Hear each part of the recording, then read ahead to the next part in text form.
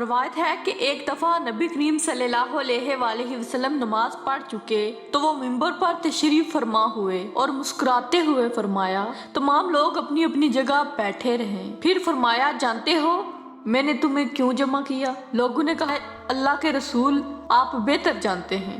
آپ صلی اللہ علیہ وآلہ وسلم نے فرمایا اللہ کی قسم میں نے تمہیں نہ تو کسی چیز کا شوق دلانے کے لیے جمع کیا اور نہ ہی کسی سے ڈرانے اور دمکانے کے لیے جمع کیا، بلکہ میں نے تمہیں یہ بتانے کے لیے جمع کیا ہے تمیم داری پہلے عیسائی تھا، وہ آیا، اس نے بیعت کی اور اسلام میں داخل ہو گیا۔ اس نے مجھے ایسا واقعہ سنایا جو ان باتوں سے تعلق رکھتا ہے جو میں تمہیں دجال کے بارے میں بتایا کرتا ہوں۔ اس نے مجھے بتایا کہ وہ لہم اور جزام قبیلے کے 30 آدمیوں کے ہمراہ ایک بحری جہاز میں سمندر کے سفر پر روانہ ہوا۔ سمندر کی لہریں مہینہ بھر انہیں ادھر ادھر دھکیلتی رہیں یہاں تک کہ وہ ایک جزیرے میں پہنچ گئے۔ اس وقت سورج غروب ہو رہا تھا۔ وہ ایک چھوٹی سی کشتی میں بیٹھ کر جزیرے میں داخل ہوئے۔ جب وہ جزیرے میں داخل ہوئے تو ان کو ایک جانور ملا جس کے جسم پر بہت زیادہ بال تھے۔ بالوں کی کثرت کی وجہ سے انہیں اس کے آگے پیچھے کچھ بھی دکھائی نہ دے رہا تھا۔ انہوں نے کہا تیرا ناس ہو، تو کیا چیز ہے؟ اس نے کہا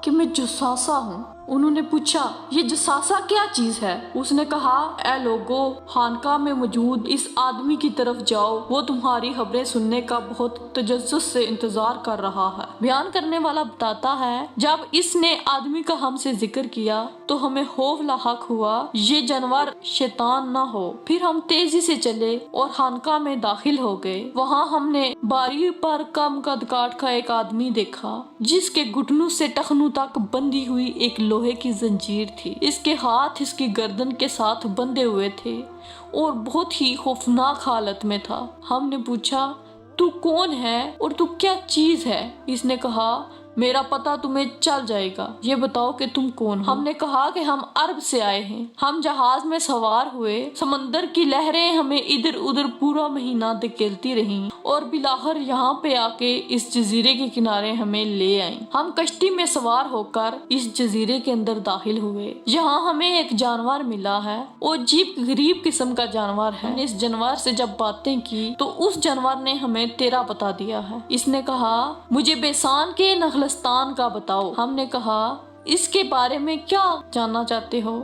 کون سی چیز بتائیں؟ اس نے کہا میں جاننا چاہتا ہوں کیا اس کے درختوں پر پھل آتے ہیں یا نہیں؟ ہم نے کہا ہاں۔ اس نے کہا مجھے تبریا کی جھیل کے بارے میں بتاؤ۔ ہم نے پوچھا اس کی کون سی چیز بتائیں، کیا جاننا چاہتے ہو؟ اس نے کہا کیا اس میں پانی ہے؟ ہم نے کہا ہاں اس میں بہت پانی ہے۔ وہ بولا اس کا پانی بہت جلد ختم ہو جائے گا۔ پھر اس نے کہا مجھے زہر کے چشمے کے بارے میں بتاؤ۔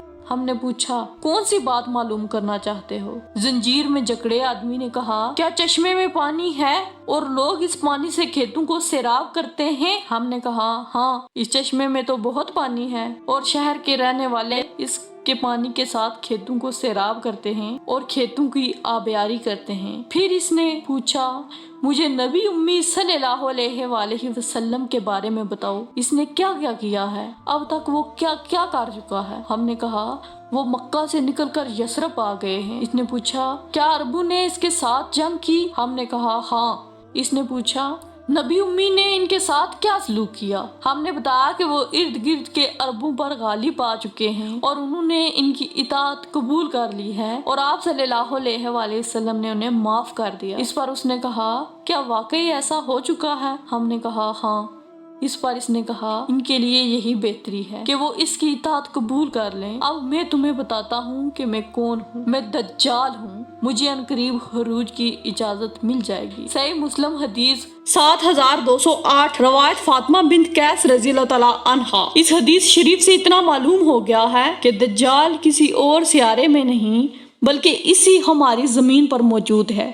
یہ جو لوگ کہتے ہیں، کوئی کہتا ہے جنت میں ہے، کوئی کہتا ہے جہنم میں ہے اور کوئی تو کہتا ہے اس کائنات پر ہے ہی نہیں دجال۔ دجال اللہ تعالیٰ نے آسمانوں میں قید کر رکھا ہے لیکن دجال اسی جگہ ہے اور یہ کائنات اتنی بڑی ہے کہ آپ کو سارے مکانات کے بارے میں معلوم نہیں۔ نہ لاہوت لا مکان میں ہے، وہ اسی زمین پر کسی جزیرے میں مقید ہے۔ اب قبل اس کے کہ ہم یہ سوال چھیڑیں کہ وہ جزیرہ کہاں کہاں ہے؟ اس حدیث میں مذکورہ دجال کے 3 سوال پر غور کریں، ٹھیک ہے، اور اس پر غور کر کے آپ کو یہ پتا چلے گا کہ ہم اس وقت سے کتنا دور جس وقت دجال آئے گا۔ دجال کے اب 3 سوال کون سے ہیں؟ دجال کا پہلا سوال ہے کہ بیسان میں واقع کھجوروں کے باغ میں پھل آتے ہیں یا نہیں؟ ٹبریا کی جھیل میں پانی ہے یا نہیں؟ زغر کے چشمے کے لوگ کھیتوں کو سیراب کرتے ہیں یا نہیں؟ اب ان 3 سوالوں پر غور کریں تاکہ خروج دجال اور ان کے درمیان جو تعلق ہے اس کا سمجھ میں آ سکے۔ ہم ان تینوں سوالوں پر جب بحث کریں گے تو ہمیں دجال اور ان 3 چیزوں کے متعلق جو آپس میں تعلق ہے اس کی سمجھ آئے گی۔ بیسان کا باغ، اب بیسان کا باغ کہاں ہے؟ دجال نے پوچھا تھا کہ اس میں پھل آتے ہیں یا نہیں، اس باغ پر ہم ڈسکشن کریں گے اب اس پوائنٹ میں۔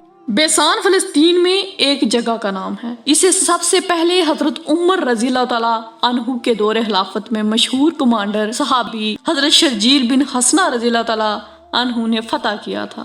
1924 میں جب عثمانیہ کے سقوط کے بعد اس جزیرہ عرب کے حصے علیحدہ ہوئے، یہ اردن کا حصہ بن گیا۔ 1948 تک یہ اسلامی ملک اردن کا حصہ تھا۔ مئی 1948 میں اسرائیل نے بیسان سمیت ارد گرد کے علاقے پر قبضہ کر لیا، تاحال یہ اسرائیل کے قبضے میں ہے۔ جو دجالی ریاست ہے، یہ علاقہ قدیم زمانے میں کھجوروں کے باغات کے لیے بہت مشہور تھا، جس کی تصدیق صحابی رسول نے کی، لیکن اب یہاں پر پھل نہیں پیدا ہوتا۔ 626 ہجری تک جو علامہ حموری کی تاریخ وفات ہے، ان درختوں نے پھل دینا بند کر دیا تھا۔ اللہ اکبر، یہ دجال کی اس بات کی تصدیق ہے کہ وہ زمانہ قریب ہے۔ بیسان کے درختوں پر اب پھل نہیں آتے، اس سے آپ لوگوں کو یہ اندازہ بخوبی ہو گیا ہوگا کہ دجال کے خروج کا زمانہ بالکل قریب ہے۔ گویا دجال کے خروج کی 3 بڑی علامتوں میں سے ایک علامت پوری ہو گئی ہے۔ دجال کا دوسرا سوال یہ تھا کہ بحیرہ طبریہ کا پانی خشک ہو چکا ہے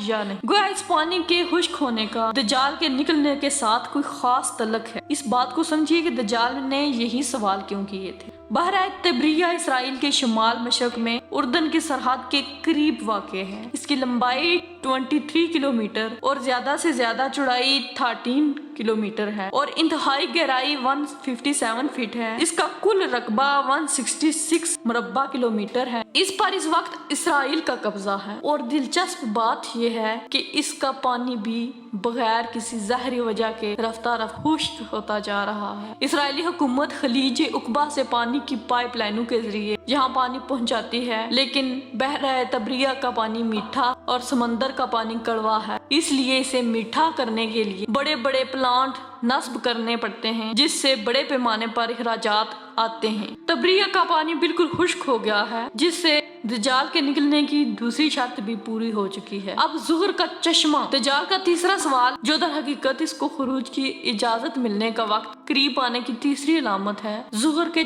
چشمے کے بارے میں تھا۔ زغر دراصل حضرت لوط علیہ السلام کی صاحبزادی کا نام ہے۔ آپ کی 2 صاحبزادیاں تھیں، ربا اور زغر۔ بڑی صاحبزادی کو انتقال کے بعد جس جگہ دفنایا گیا وہاں قریب ہی ایک چشمہ تھا جس کا نام عین ربا پڑ گیا۔ عربی میں چشمے کو عین کہتے ہیں۔ چھوٹی صاحبزادی کے انتقال پر انہیں بھی ایک چشمے کے قریب دفن کیا گیا تو اس کا نام عین زغر چشمہ پڑ گیا۔ یہ جگہ بھی اسرائیل میں ہی ڈیڈ سی کے مشرق میں ہے۔ دجال کی تجسس کے عین مطابق یہ تیسری جگہ بھی اسرائیل میں واقع ہے اور اس کا پانی پوری طرح سے خشک ہو گیا ہے، اور اب آپ کو ان چیزوں کو سمجھنے میں آسانی ہو گئی ہوگی کہ دجال بالکل اسی زمانے میں آنے والا ہے۔ دجال نے جو 3 سوال کیے تھے وہ تینوں کے تینوں کی ہو چکے ہیں۔ زغر کا پانی خشک ہو چکا ہے، بحیرہ طبریہ کا پانی بھی خشک ہو چکا ہے، اور بیسان کا جو باغ ہے وہ بھی سوکھ چکا ہے، وہاں پہ اب کھجوریں نہیں ہوتی۔